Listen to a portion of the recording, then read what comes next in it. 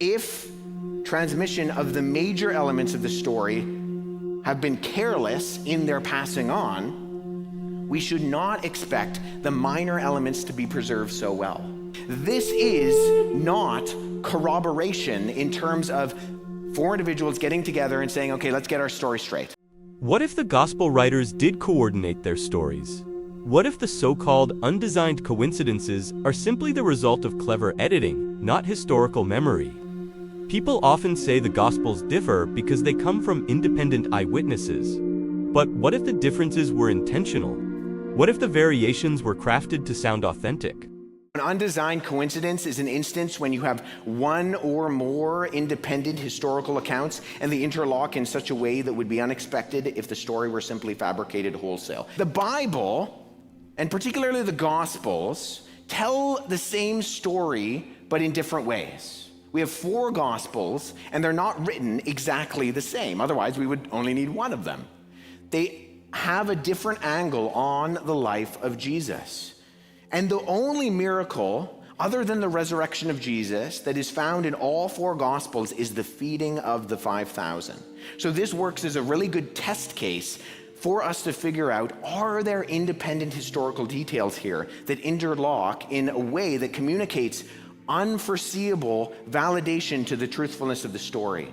If these really were written at a later time by later individuals who weren't actually there, then are there details that we can look at that can corroborate this? And the answer is yes. Now, where all four Gospels tell this story, three of the four mention the grass. It's kind of a funny thing to mention. John gives us the detail that there was much grass, very helpful. And Mark goes further and says, but the grass was green.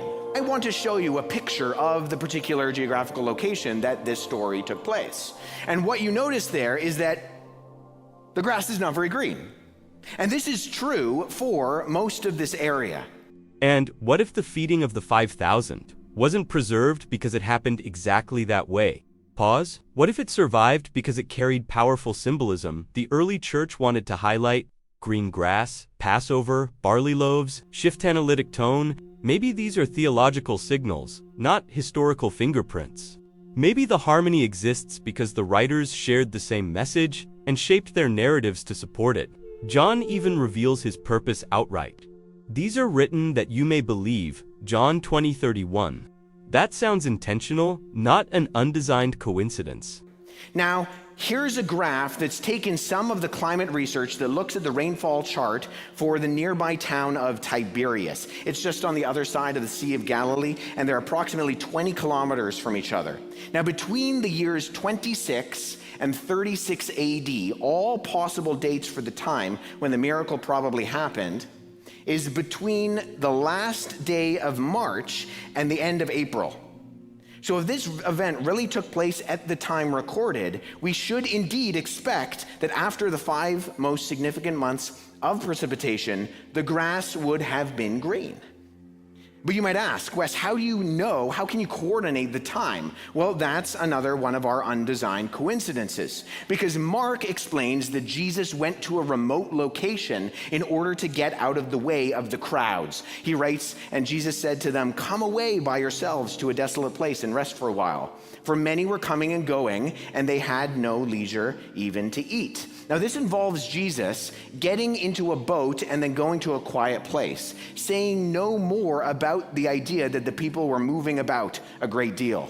However, John, and John alone, records the time this took place.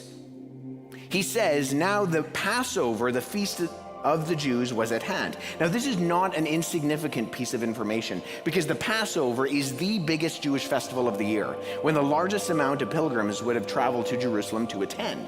John records nothing about the crowds traveling, and yet it is precisely the festival in John that would explain the detail in Mark about the people traveling in much numbers.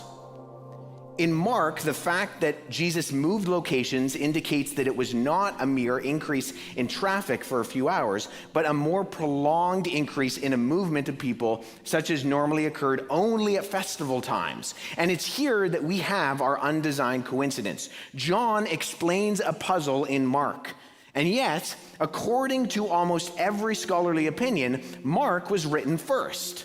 Immediately after mentioning the Passover, John says this: "Lifting up his eyes then, and seeing that a large crowd was coming towards him, Jesus said to Philip, 'Where are we to buy bread so that these people may eat?'" Now, I'm going to ask a question that I know is all on the top of your minds. Why did Jesus ask Philip? Worry no more, I'm going to explain it to you. If you think about it, even though that seems like a funny question, Philip is not necessarily the most ideal character. He's not the first character you would think of for Jesus to ask, because he's not one of, the key Peter, James, and John, the leaders of the group. We also know that Matthew in the Gospels is said to be the tax collector, so he has an awareness of the economic goings on of this particular area in Galilee. He would have known how much bread would have cost, so that when they got their kosher lattes at Starbucks, then he knew they would have had no money left. And then Judas is said to have been in charge of the money bag. So there are other likely candidates for Jesus, if we just kind of think about it at face value, to have asked. But in order to answer this question, we need to leave John and go over to Luke. On their return, the apostles told him all they had done, and he took them and withdrew apart to a town called Bethsaida. When the crowds learned it, they followed him, and he welcomed them and spoke to them of the kingdom of God and cured those who had need of healing. So whereas John tells us the who, Luke tells us where. It's in Bethsaida. Now, if we go back to John, earlier in John, we see a passage that's very interesting. "So these came to Philip, who was from Bethsaida in Galilee, and asked him, 'Sir, we wish to see Jesus.'" Why did Jesus ask Philip? He was a local. So let's put the pieces together. Both John and Luke tell the same story. Luke doesn't mention Philip in the context at all, but Luke does tell us the location of the event. John doesn't mention Bethsaida as the setting of the miracle, but does tell us that is where Philip is from. So why did Jesus turn to Philip? He was a local. But it's only by putting them together that we can understand why Jesus speaks to Philip in John chapter 6, verse 5. John explains the many traveling in Mark, and Luke explains the dialogue in John. Even the detail in John that the boy had barley loaves, which is John chapter 6, verse 9, fits nicely with its nearness to Passover, which is immediately after the barley harvest. All of these details come into view when we read the Gospels together, when they tell same stories, but they have different details. This is not corroboration in terms of four individuals getting together and saying, okay, let's get our story straight. These are details that you wouldn't include if you were making them up. And note that none of these undesigned coincidences touches directly on the miracle of the feeding of the 5,000. So one might therefore be inclined, a skeptical historian, to claim that the setting was realistic, but not the miracle. The miracle, someone might argue, arose as the story was told from one person to another and was exaggerated. But the problems with treating the central part of the story, the miracle, as careless exaggeration is that the undesigned coincidences suggest careful transmission of peripheral details. If transmission of the major elements of the story have been careless in their passing on, we should not expect the minor elements to be preserved so well. And we should not expect the different stories to fill in the gaps. There's much grass. The grass is green. Why is that? Because it's Passover, and because in that particular season it would have just been after the rains. And for a boy to come and have a barley loaf makes sense, because just after Passover was the barley season. And why does Jesus ask Philip? Well, because he was a local, but we only know that by reading the stories in tandem together and putting the details together like a puzzle. The idea that the miracle account arose through careless exaggeration involves an unrealistic process of selective corruption of information in the story. And you know what don't have undesigned coincidences? The Gospel of Thomas, the Gospel of Philip, the Gospel of Mary, the Gospel of Judas, nowhere in sight. You can't corroborate them in the same way that you can with the Gospels and Acts.